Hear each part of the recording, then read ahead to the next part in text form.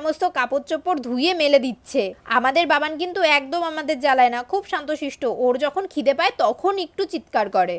কথা বলতে বলতে এদিকে কিন্তু আমাদের রান্না বান্নার সমস্ত কিছু কমপ্লিট। হ্যাঁ, তোমাদের যেটা বলছিলাম, আমার আফসোস এখনো পর্যন্ত মামার বাড়িতে জামাই ষষ্ঠী খেতে যাওয়ার মজাটা আমি বুঝলাম না। এদিকে পরের বছর আমি নাকি আবার জামাই ষষ্ঠী খেতে আসবো আমার বাড়িতে।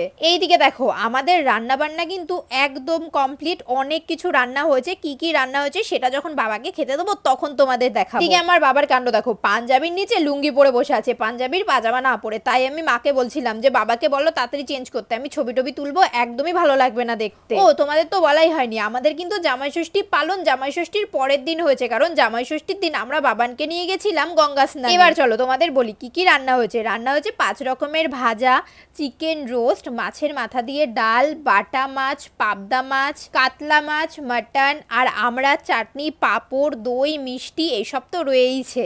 মাকে